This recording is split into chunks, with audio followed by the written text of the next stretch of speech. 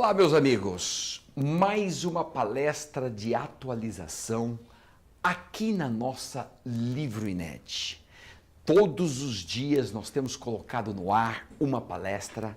Como você sabe, a primeira parte da palestra é aberta, mas as outras são fechadas e exclusivas para os nossos assinantes Livroinet.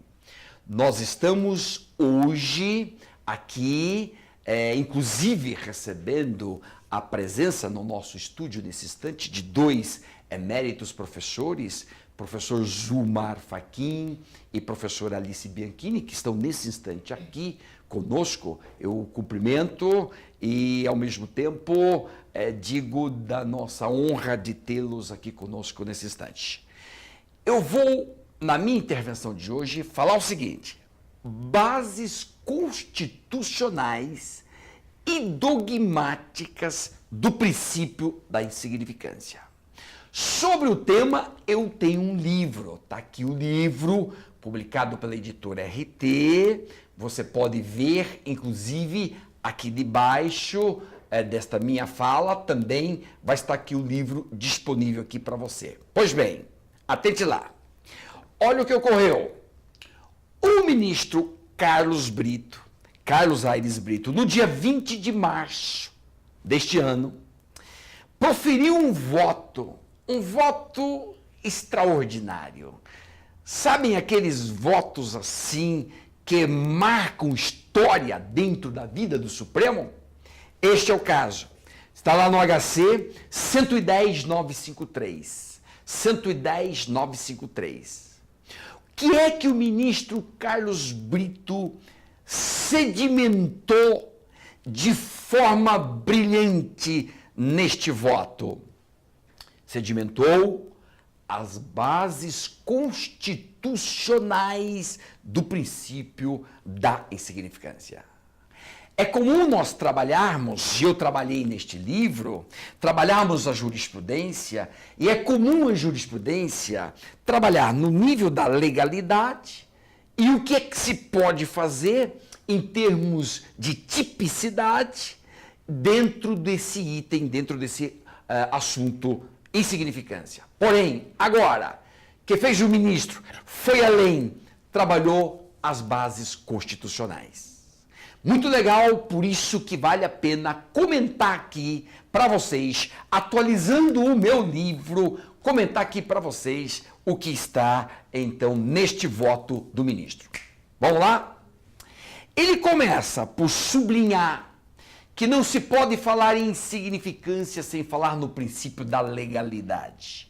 Porque é do princípio da legalidade penal que nasce a noção dogmática de tipicidade. Antes de tudo, a regra constitucional fundamental, que é a seguinte, está lá no inciso 39 do artigo 5º. Não há crime sem lei anterior que o defina, não há pena sem prévia cominação legal. Notem lá, o que está a dizer a Constituição?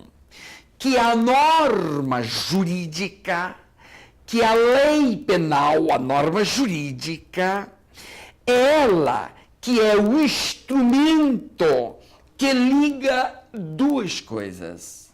É a norma que liga, de um lado, o poder punitivo do Estado e, de outro lado, a liberdade e os bens fundamentais de quem infringe as normas legais. Duas coisas, portanto.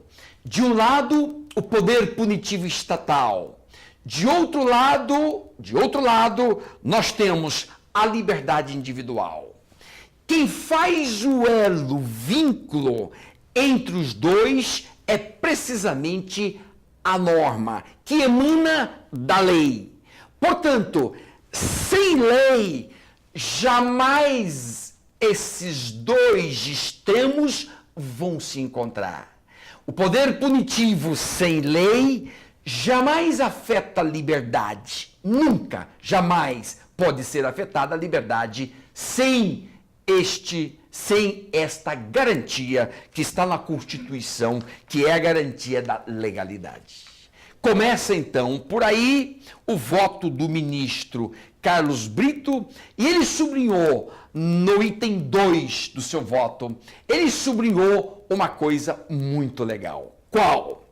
De que a norma legal, que é esta ponte que liga o poder punitivo à liberdade, a norma legal, ela cumpre uma função binária.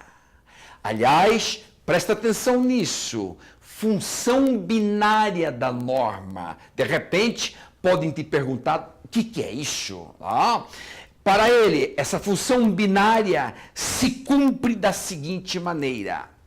É ela a norma que desencadeia o poder punitivo do Estado, portanto, é a primeira função da norma, mas ao mesmo tempo, essa norma cumpre uma função de garantia, porque, como garantia, essa norma, ela não pode permitir excessos.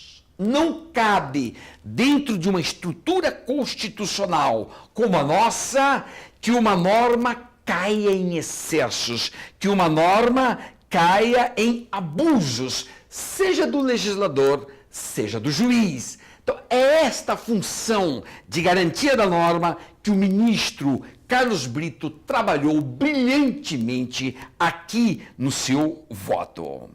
Logo, que nós podemos extrair desta noção primeira do voto do ministro?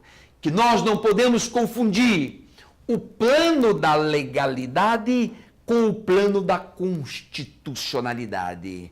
Ou seja, não existe crime sem lei, mas esta lei aqui vigente está sujeita ao controle de constitucionalidade. Todas as vezes que esta lei, no caso concreto, se revela excessiva, abusiva, nós vamos ter que admitir que o juiz faça um controle do seu conteúdo para verificar se observou a razoabilidade, a proporcionalidade.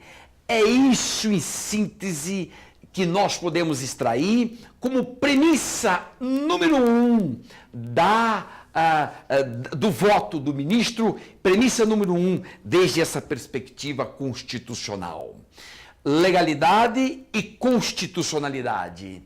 E o que significa aí agora, para nós, distinguir esses dois planos? Significa o seguinte, distinguir quem é o juiz Júpiter, quem é o juiz Hermes. Nós não temos no nosso país o juiz Hércules.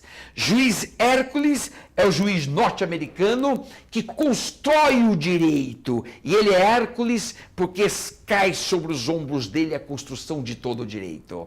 Não é este o modelo nosso. Nosso modelo é o modelo de juiz Júpiter que segue um padrão de legalidade prévia. Ou seja, a lei está posta, o juiz Júpiter segue este texto legal, porém, agora, não mais só o texto legal. Cuidado, porque, além da lei, você, juiz, tem que fazer as ponderações necessárias de razoabilidade, de proporcionalidade, para descobrir qual é o âmbito concreto de incidência daquela norma.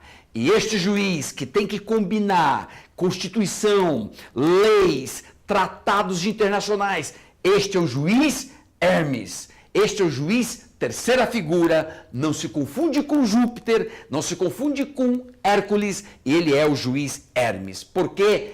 É o juiz mais completo, é o juiz que tem que trabalhar com uma complexidade incrível, a ponto de, então, o ministro Carlos Brito ter sublinhado aqui no voto, a política criminal do Estado é dada pelo legislador, mas existe a mediação do juiz, Ou seja, nem tudo que está escrito vale como está escrito, porque aí intervém a função do juiz de controle, de equilíbrio, de buscar o razoável e o proporcional. E a base constitucional deste controle está no artigo 5º, inciso 53, que cuida do devido processo legal, E aqui o ministro sublinha extraordinariamente bem neste seu voto. O devido processo legal não existe só no seu aspecto formal, ele também tem um conteúdo substancial, material, que é justamente a proporcionalidade, a razoabilidade. Uma norma, portanto, que se apresenta excessiva, deve merecer o corte do juiz. E esse corte é bem a base que o juiz faz para admitir que um fato insignificante não entre no âmbito normativo proibitivo daquele texto legal. É essa a premissa básica número 1. Legalidade, razoabilidade ou proporcionalidade, e tudo isso fundamentado no texto constitucional, como disse o ministro Carlos Brito.